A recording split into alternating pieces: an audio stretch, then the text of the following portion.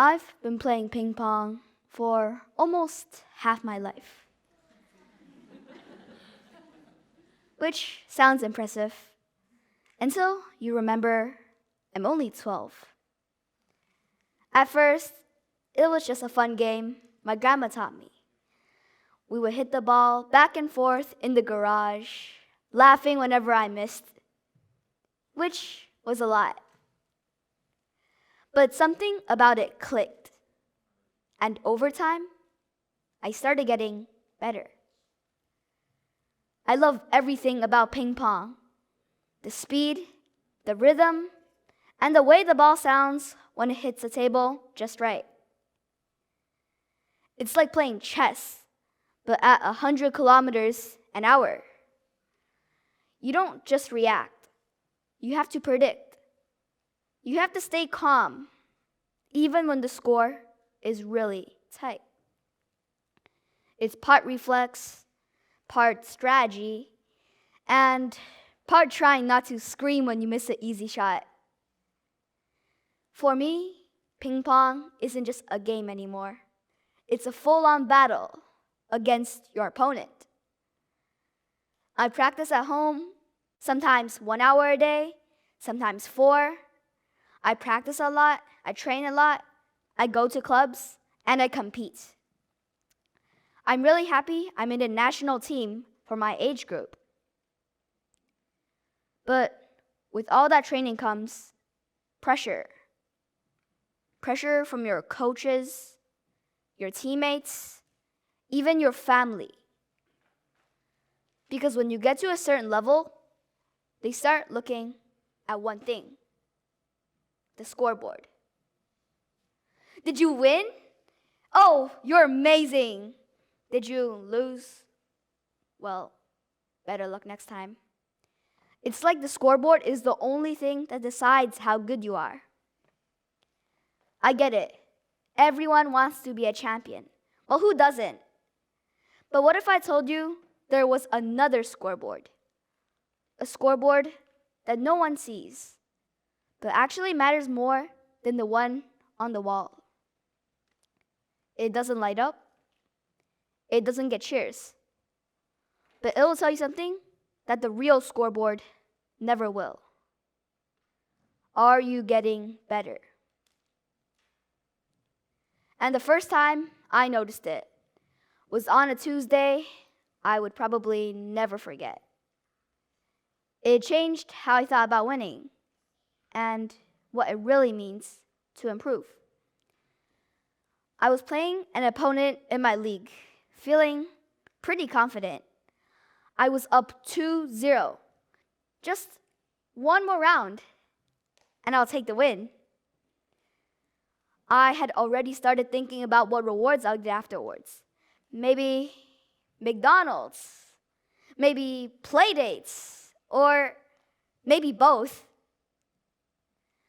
Halfway through the third round, I was almost rushing. I didn't plan my shots. I just wanted to end it quickly. But clearly, my opponent didn't. He stopped, focused, and adjusted his game. Before I knew it, he won the third round, then the fourth, then the fifth. Final score, 3-2. Not in my favor. I remember just standing there for a second, thinking, what just happened? I had gone from 1 point away to winning, to completely losing the match. I was frustrated, embarrassed, a little mad at myself. Okay, maybe a lot mad at myself. But that night, after replaying that match in my head at least 50 times, I realized that match had taught me more than most of the ones I had won. It taught me 3 things specifically. 1, never assume the game is over until it actually is. 2, don't rush, think. And 3, always plan your shots ahead of time. So, while that match didn't give me a trophy or earn me any points in my ranking, it taught me something even more valuable: awareness. Awareness that not all wins help you grow, and not all loses mean you're falling behind. And once you start to notice that, it changes how you see every game. It's like there's another layer underneath the score, a quiet one, but powerful. And those awareness and those lessons, they don't always show up on the scoreboard everyone watches. They show up on a different one, a scoreboard only you can see in your head, or maybe in your heart too. I call it the invisible scoreboard. And just like that, I had a whole new way of thinking about matches. My invisible scoreboard tracks things like, did I try something new today? Did I stay focused when things got tough? Did I notice what my opponent was doing? And did I adjust? Soon, my invisible scoreboard was leading to invisible wins. Well, I can hear you say, well, yeah, seriously, William, but what is an invisible win? I'll give you an example. There was a match I won pretty easily. My opponent wasn't having a great day. They made a bunch of unforced errors. And honestly, I just played it safe. I didn't test any new serves. I didn't try any new footwork. I didn't even stretch enough before the game. On the real scoreboard, win. On the invisible scoreboard, nothing. I had a trophy in my hand, but no progress in my game. And that also taught me something too, that winning without learning feels kind of empty. There are matches I lost, but still felt proud of, like the Tuesday one, which was an invisible win in my invisible scoreboard. That match didn't come with any trophies or medals, but they mattered, because they're signs that you're getting better, even if the real scoreboard doesn't say so. And it's not just in ping pong. I've seen invisible wins show up in other parts of my life too. Like in singing class, finally nailing that song with those high notes I keep voice cracking on. It didn't happen overnight. I missed them again and again and again until one day I didn't. Invisible win. Or in dance class. Yes, I dance, and I rock it too. Anyways, it was a hip hop routine, and I was getting some really tricky footwork, and I finally got it right after weeks of stepping on air. Invisible win. Or in the first few weeks of my French immersion school. I could see some surprised faces again. Anyways, when I finally figured out how to conjugate the verb être, which means to be, properly, I used to mix it up every time, like je, tu, total chaos. Until one day, I could say, je suis une élève et je suis très content d'être ici aujourd'hui. Meaning, I'm a student and I'm really happy to be here today. Just a small nod from my teacher. And a big grin for me. Invisible win. These moments are quiet, but powerful. Because they show that you're not stuck. You're moving forward. And once you start to notice that, you start to realize you're winning more often than you think.